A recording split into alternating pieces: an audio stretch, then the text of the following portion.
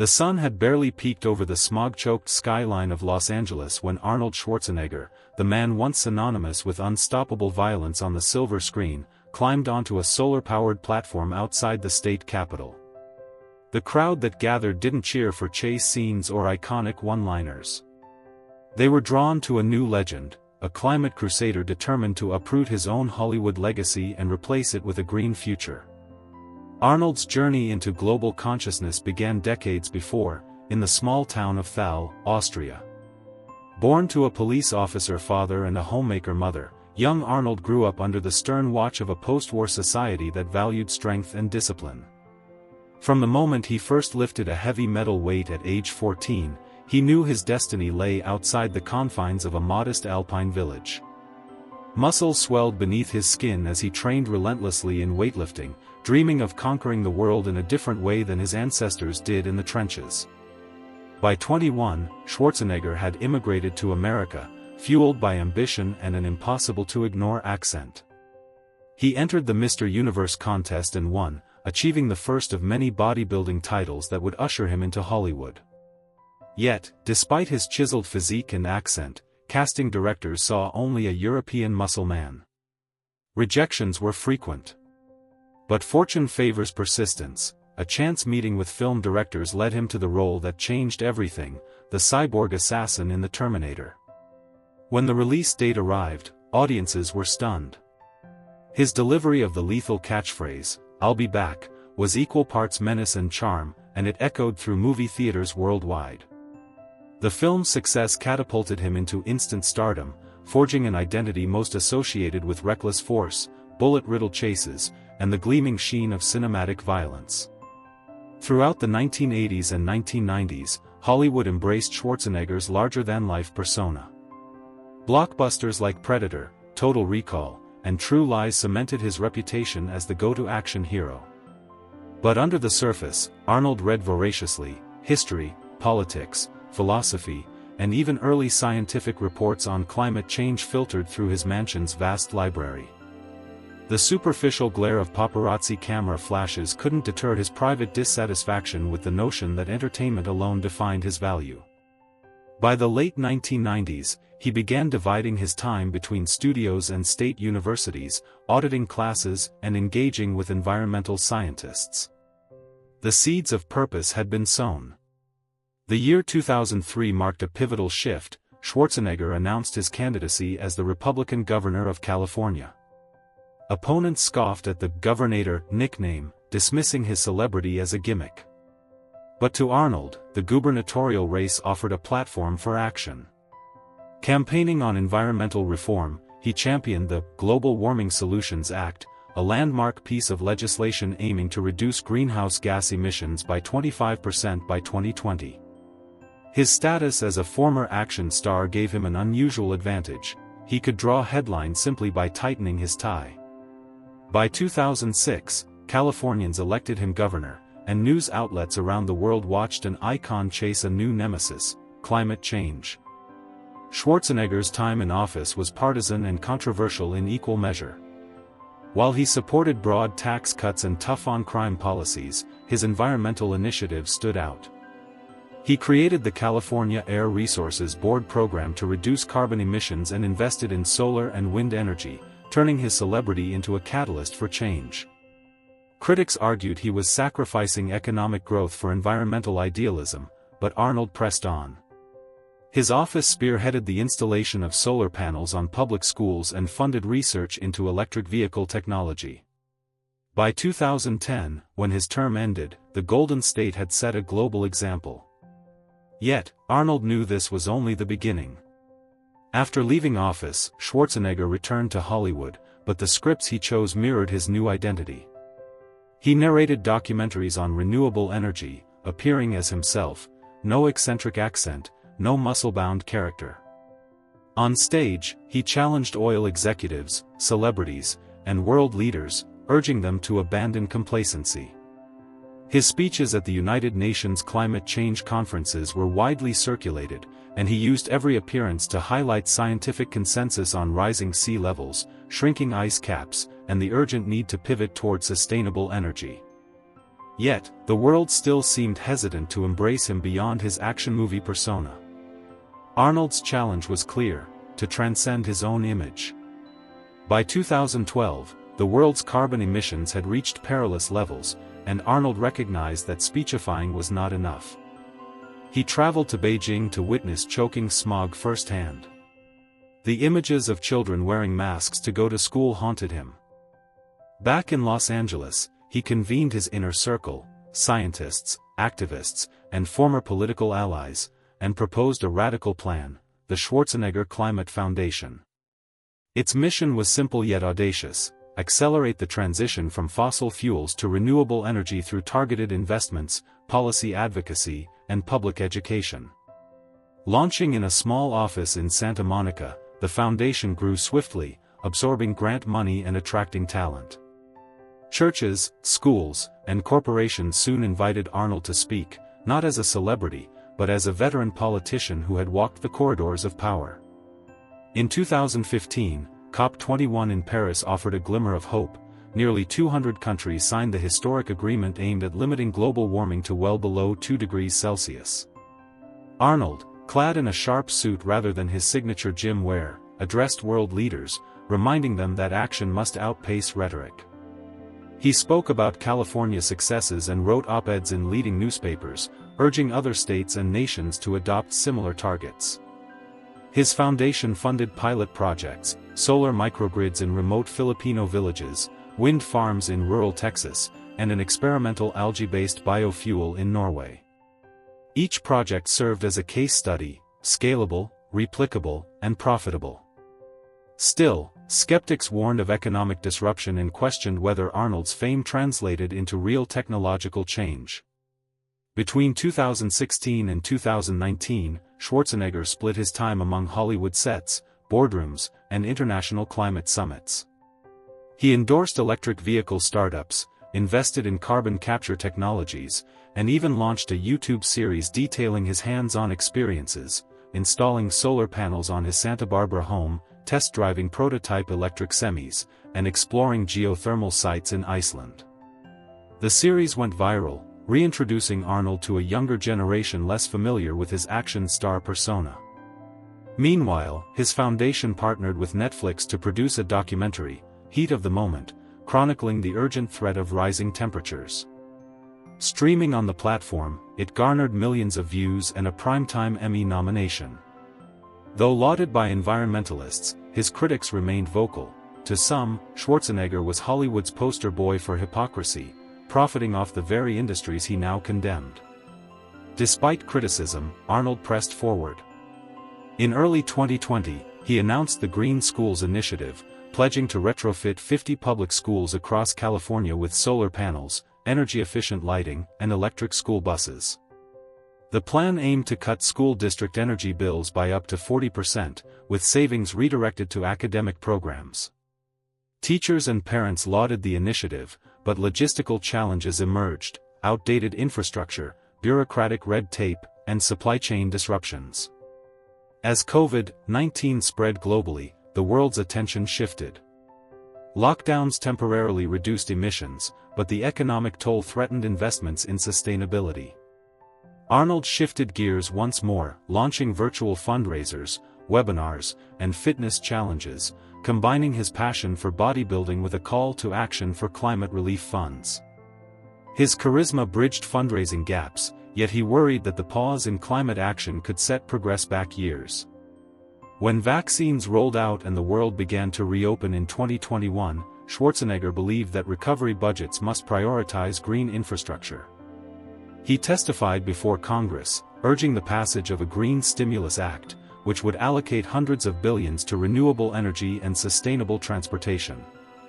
Bipartisan support was tepid, many legislators remained cautious. Undeterred, Arnold returned the fight to the states, advising governors on crafting incentives for electric vehicle purchases and wind farm development. His foundation published white papers, issued grant challenges, and awarded innovators for breakthroughs in energy storage. By 2022, California alone celebrated a record low in power plant emissions. But Arnold's vision extended far beyond any one state. he dreamed of a global coalition of regions, cities, and companies united under a green mission. Entering 2023, extreme weather events escalated: floods in New York, wildfires in Australia, heatwaves in Europe. Schwarzenegger organized a climate rescue summit in New York City, rallying mayors, CEOs, and activists. The summit produced the Manhattan Accords, a set of voluntary pledges. Every signatory would commit to net zero emissions by 2040, invest in renewable research, and report annual progress. Some critics derided it as yet another symbolic gesture, but Arnold argued that collective action starts with a shared commitment. Major cities like Chicago, Miami, and Toronto signed on, and corporate giants like Google and Tesla pledged billions in green investments. However, these measures barely scratched the surface of a problem that, and the window to solve it, grew narrower by the day. The year 2024 brought a personal reckoning. Arnold's longtime friend and colleague, Dr. Elena Martinez, head of a climate research center, warned him that global temperatures were tracking closer to worst-case scenarios. Their conversations turned urgent. They debated geoengineering projects, from stratospheric aerosol injections to carbon-sucking machines in the ocean. Arnold found himself torn. Meddling with atmospheric chemistry seemed fraught with unforeseen consequences, yet inaction guaranteed catastrophe. One evening, as he paced his Malibu home, he watched news footage of melting glaciers and displaced families in Bangladesh. The images echoed the nightmares he had tried to escape with his Hollywood persona.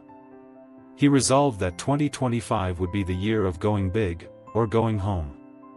On January 1, 2025, Schwarzenegger issued a cryptic tweet: "Hope isn't enough. Action is the only option." Within hours, speculation swirled. Was he launching a presidential bid? Would he star in another blockbuster? Instead, Arnold unveiled the Rebuild Tomorrow initiative, a 5-year plan to retrofit 100,000 homes nationwide with solar panels and proper insulation, aiming to reduce residential energy consumption by 50%. Partnering with Habitat for Humanity, he emphasized equity. Low-income families would receive upgrades free of charge. In Los Angeles, a pilot program installed panels on public housing units. In Phoenix, they integrated affordable solar for desert communities. In Miami, they reinforced roofs to withstand hurricanes. Arnold's voice guided the public-facing campaign, a series of short videos on social media, each starting with him flexing a dumbbell, then pivoting to brief lessons on photovoltaics. Critics called it gimmicky, supporters saw it as a masterstroke in accessible communication. By mid-2025, the Rebuild Tomorrow initiative had already weathered its first tests. A winter storm in the Pacific Northwest threatened grid stability, but homes with solar-plus storage systems in Seattle maintained heat and power. Microgrids, once relegated to research labs, proved their worth. Across America, private investors matched Arnold's funding, inspired by the initial success. Major utility companies announced similar programs to modernize aging infrastructure. Yet, not all was seamless. In rural Appalachia, logistical challenges slowed installation. In Louisiana's bayou communities, flooding disrupted solar panel shipments. Arnold visited both regions personally, rolling up his sleeves, climbing ladders in the pouring rain, and helping residents understand their new systems. His presence buoyed morale. Cameras captured a sweaty, gritty Schwarzenegger standing beside local farmers, explaining kilowatts and kilowatt-hours. Social media exploded, not with clips of him dismantling robots, but with images of him dismantling barriers to renewable access. Beyond American borders, Schwarzenegger's influence rippled outward. In March 2025, he traveled to Berlin for the Global Energy Forum, where he addressed European leaders grappling with energy security in the wake of shifting geopolitical alliances. He praised Germany's Energiewende but chided officials for faltering on timelines. Armed with data from his foundation, he displayed charts illustrating how comet-like spikes in renewable energy adoption correlated directly with declines in carbon footprints. His message was simple: if California can spearhead change, any region can, provided the will exists. German ministers, initially wary of an American actor lecturing them, found themselves nodding in agreement. Within weeks, Germany announced an accelerated phase-out of coal power, partially attributing public momentum to Schwarzenegger's compelling arguments. Meanwhile, in India and China, where coal consumption remained massive, Arnold's foundation opened regional hubs in Mumbai and Beijing. He convened local scientists to discuss scalable solar installations, offered microfinancing to rural entrepreneurs, and advocated for policy frameworks that leveled the playing field for renewables. In Shanghai, a summit drew thousands, ranging from farmers to tech executives, each seeking guidance on transitioning away from fossil fuels. His most potent tool wasn't celebrity, it was evidence. Photographs of smog-choked cities replaced with blue skies after pilot solar projects, testimonials from families saved from respiratory illnesses, and grid data showing savings. By May 2025, a consortium of Chinese provinces announced a joint target, 30% of their energy from renewables by 2030, an unprecedented deviation from previous 5-year plans. Critics accused Schwarzenegger of overstepping cultural boundaries, but others hailed him as a bridge builder between Hollywood glamour and grassroots innovation. Yet not everyone welcomed his crusade. The big oil lobby, bruised by declining profits and mounting legislation, launched a counteroffensive. In June 2025, a series of opinion pieces appeared in major newspapers, painting Schwarzenegger as a hypocrite. They highlighted his past investments in oil-rich real estate and questioned whether he truly understood the economic ramifications of an abrupt energy shift. They accused him of romanticizing renewable technologies, ignoring the real challenges of grid stability and raw material scarcity. Fox News ran segments decrying Hollywood's greenwashing. In response, Arnold took to the stage at a town hall in Houston, challenging industry executives. If you can't find profit in saving the planet, then you're banking on a future humans won't inhabit.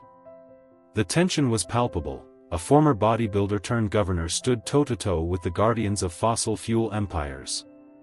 Back in California, politics complicated his mission.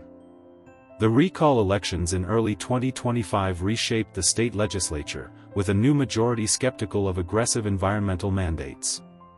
Schwarzenegger, though no longer in office, wielded informal influence. He met privately with newly elected state senators, urging compromise, water conservation, wildfire prevention, and moderate carbon pricing as first steps. He understood that alienating all sides would doom even incremental progress. His foundation released impact reports showing that previous policies had attracted over $50 billion in green investments, spurring job growth in sectors like solar panel manufacturing and electric vehicle assembly. Some legislators softened their stance, others accused him of nostalgia for projects already out of budget. Nevertheless, Arnold persisted, framing his arguments not as political ideology but as practical solutions to an existential crisis. Amidst activism, Arnold found solace in Pacific Coast rides and plant-based meals.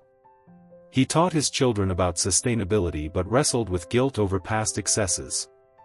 Doubts lingered, am I just another voice? Yet, gratitude reignited his resolve. Summer 2025 saw him turn off his mansion lights, launching the viral #LightsForTomorrow challenge. Urban solar weeks followed, boosting rooftop installations. By year's end, his projects prevented 50 tons of CO2 emissions. His influence spurred 30 gigawatts of renewable energy.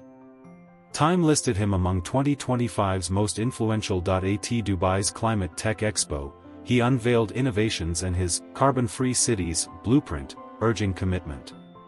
A summit in Santa Barbara reviewed progress, but Arnold stressed the need to scale up green efforts in 2026, increasing foundation funding. He saw his transformation, from Terminator to climate champion, as a narrative of redemption. He warned against complacency, advocating for collaboration and engaging at all levels. These interactions with children reminded him of his purpose, a habitable planet. 2025 closed with a video message, "This is not just my story, it's ours." He urged action, vote, invest, reduce, hold industries accountable. Schwarzenegger's journey proved heroes can emerge unexpectedly. His legacy wasn't box office or politics, but tangible hope. Gazing at Texas solar arrays, he whispered, "Hasta la vista, carbon."